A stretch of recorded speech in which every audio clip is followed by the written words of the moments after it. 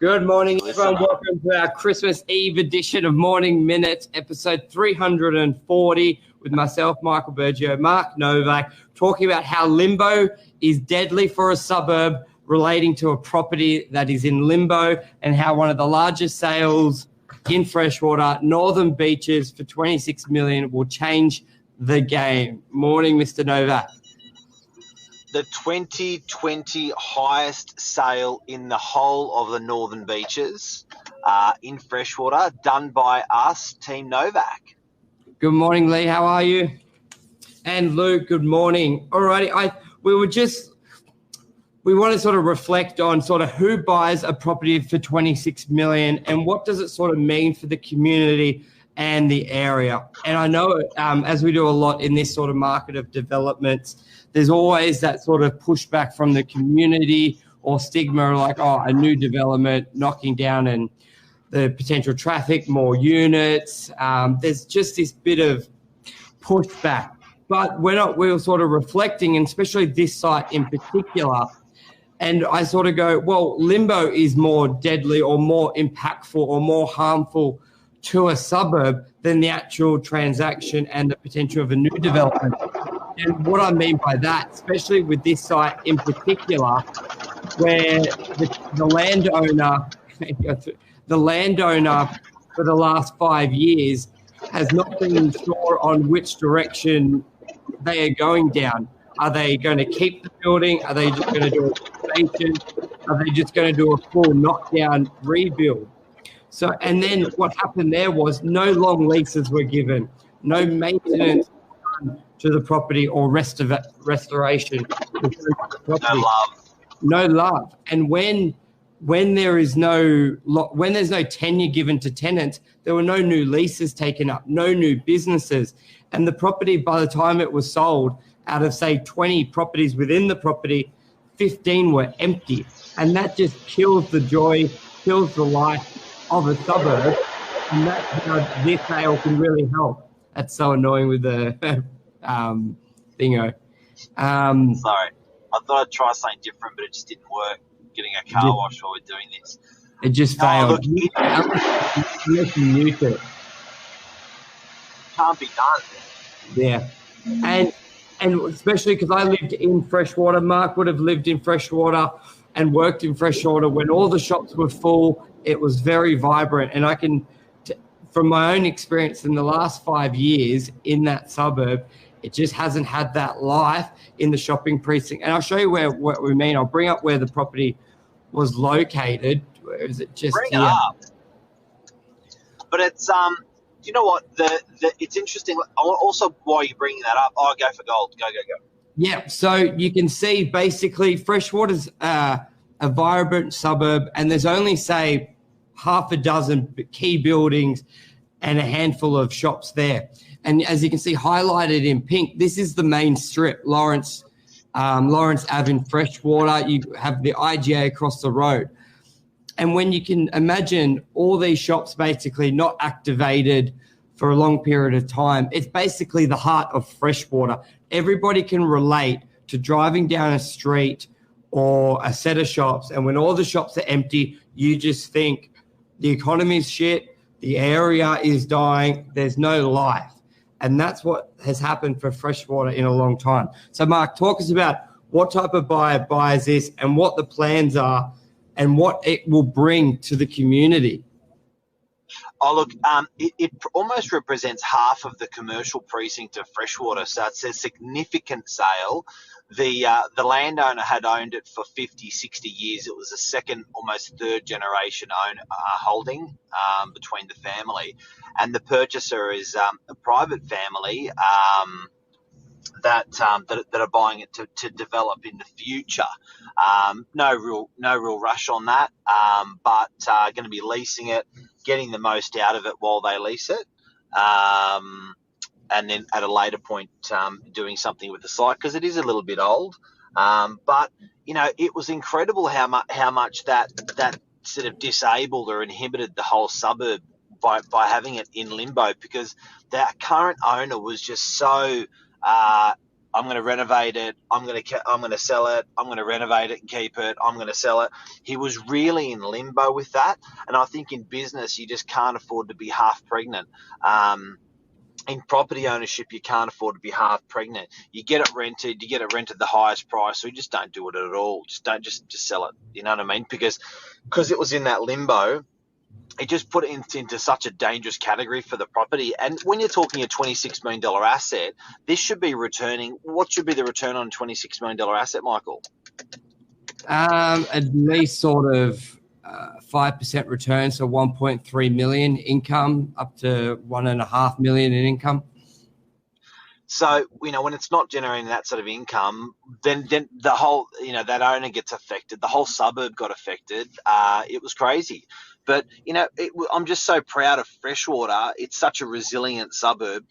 Michael, the rents you've always said about Freshwater. So anyone who doesn't know where Freshwater is, it's one beach up from one and a half beaches up from Manly. So you sort of got Manly Queenscliff, then you go across to Freshwater. That's the suburb. It's an incredible, it's a very, very nice suburb, isn't it? Yeah, and just I'll get into that in a sec, but just with the rent a $26 million property could generate, that's how it would be around that 1.3, even 1 million. But this property could generate as is $2 million. So by being in limbo, not having those tenants in there, one, it affects your community with empty shops, but also the actual value of it could have been $40 million if it was fully rented, but it's been in limbo and it was sold at $26 million. And Freshwater has basically always had the highest rents on the northern beaches. It would, like, to put in perspective, even higher than Manly on an average. Yes, there are some particular waterfront properties that have a higher rate, but Freshwater on an average of all the shops, and there's not really many offices, all the shops would have the highest by a lot of the time 20, 30, 40%, which is huge. It's like a lot of people would think Manly would have the highest, or somewhere like Palm Beach, or even like some main properties in DY, but no, it was Freshwater. So it's a lot of businesses are going to love that now something has been done on the property and there is going to be a path forward. And as you said, it could be next year or it could be in 5 years, but when it's either going to help with businesses now renting it for at least a tenure of 1 to 5 years, or when it does get knocked down and rebuilt or whatever happens for the life of it as well. And don't forget about Freshwater. I know we're talking about the rentals that Freshwater gets, but Freshwater actually does not have an ocean view like Manly or like DY Beach. So it is an incredibly high rent, considering there's no vista, no aspect, no view that people are paying for. It's sort of, although it's very close to the beach, it's still a couple of 100 meters inland. So it is a monster of a rent for the area. Now, this is the highest sale for the whole of the suburb. So we've got precinct in the northern beaches, which has a little bit of COVID at the moment. We've got over 110,000 properties, and for the whole entire year of 2020, this represents the highest price paid for any property out of those properties there. Guys, what do you want to know? Anyone who's watching, what do you want? Any details about this deal? What interests you about this deal? Can we answer any questions? Because it's pretty interesting, hey? Yeah, it is. And I think they bought this during COVID. Like, you know what I mean? Like when a lot of people are saying, no, don't buy, and it's not the time to buy, when you see some of the largest transactions being done during this period, like it shows the resilience, but also when people are going left, you go right. And why is that such a strong sort of message in a lot of ways of life, and especially with property? Because property is a long-term investment. And I think a lot of people get caught up in the micro markets. Like, this month has been bad. Like right now, Northern Beach is going through COVID. So people are, I'm not going to buy the market. And it's like, yeah, a lot of people say, no, don't buy now. But look at it over a 10-year period, buying a property, that wealth creation, and buying now. Yes, now may be bad, But that then, if a lot of people are thinking that, wouldn't it make it a great time to buy when there's less buyers out there? Yes, it may hold back some sellers to go to market, but if you're ready to buy, there's a property you like, don't let things happening in the short term affect your long-term plans, because a lot of the in hindsight, a lot of the best purchases or growth in a property have been bought in a time when people said don't buy. So I think it is so counterintuitive. It is so counterintuitive to be buying. Like it's been a very trying time for the whole of the Australian economy, all of the Australian people. It's just doesn't make sense to go out and buy a commercial property. But I've got to say, the buyer of this $26 million property, I think, is absolutely genius, because that's the time when I personally think, when you double down, when everyone's running north, run south, or when everyone's running south, run north. It's genius. Yeah, it is. And anything else you want to add to that, or I think it's a bit of a wrap. So we're definitely excited for Freshwater. Well, tell us, when you were working in Freshwater, you would have had all shops full and that sort of vibrant. Go through a bit of your experience on how it was when all the shops were full, compared to how it is sort of now. It's shed mine, but you've been there a lot longer than I.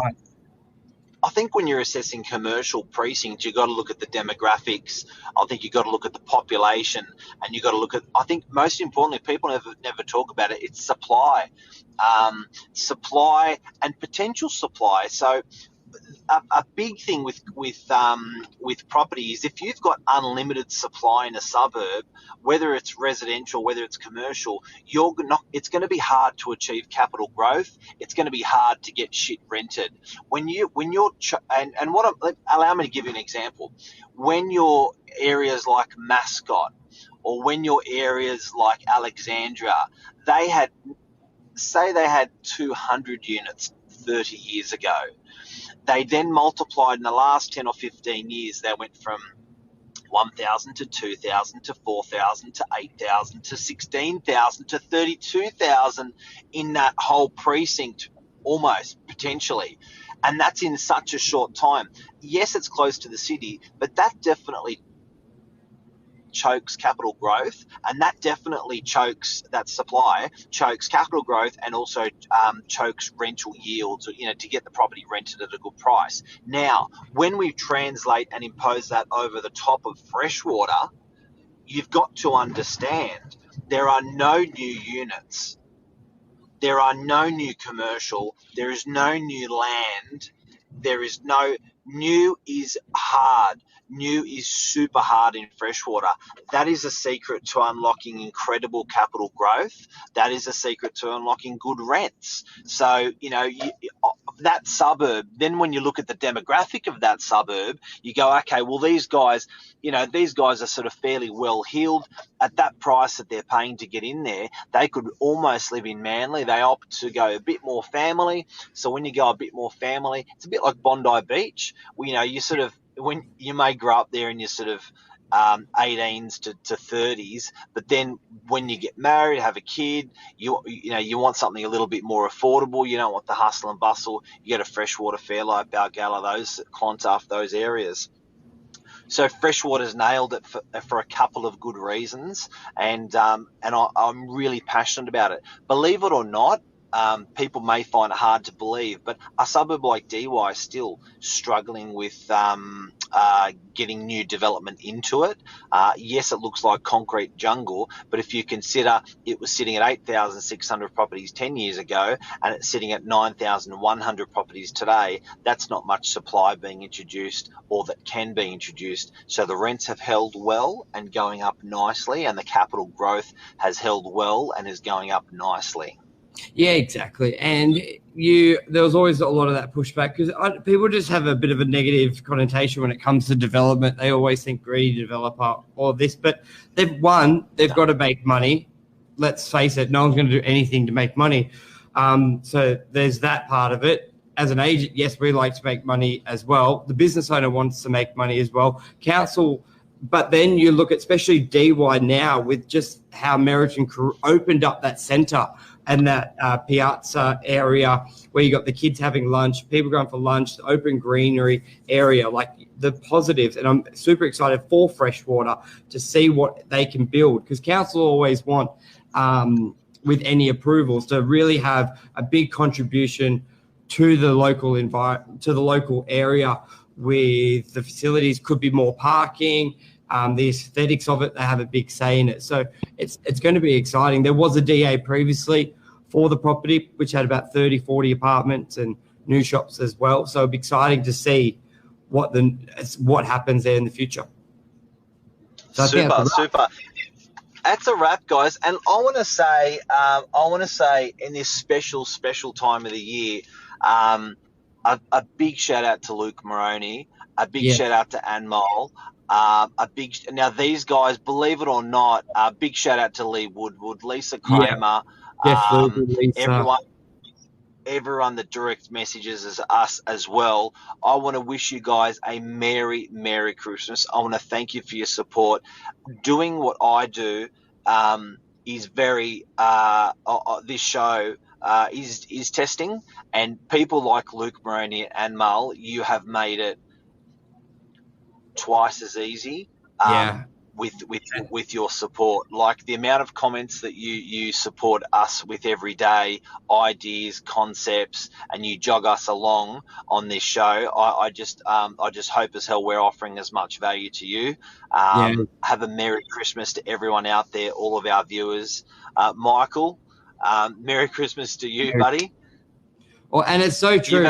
Like we scratch our head. You've had a big year, but yeah, like we scratch our head sometimes with the show, because it's like, well, because this basically almost takes up nearly 2 hours. When you look at from when the mindset of getting ready, you're doing the show, the editing after, like of our time, staff's time, it's a huge commitment, and it's really good. And it makes it worthwhile having like the interaction from you guys, because sometimes we just think, well, should we just be making phone calls? Like it's not the traditional real estate model, but we do enjoy it, and we enjoy that people enjoy it.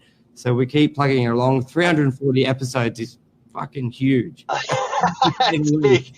But Merry Christmas, everyone. Enjoy your families. I know it's lockdown, but you know I saw a World War II photo of some in the trenches, some soldiers on the 25th of December. In World War II, and it's true. You know, we are blessed and in a fortunate position. Although COVID is ripping through the northern beaches, majority of us are very healthy. We've got our families around us. Bless everyone, man. Like hopefully it's I got a feeling the COVID thing is rapidly on its way out by the looks of these numbers. But Michael, well done to you. But I know just to share with everyone, you've had spinal surgery this year. You've had a very mentally, physically testing year while maintaining a career, and even this show.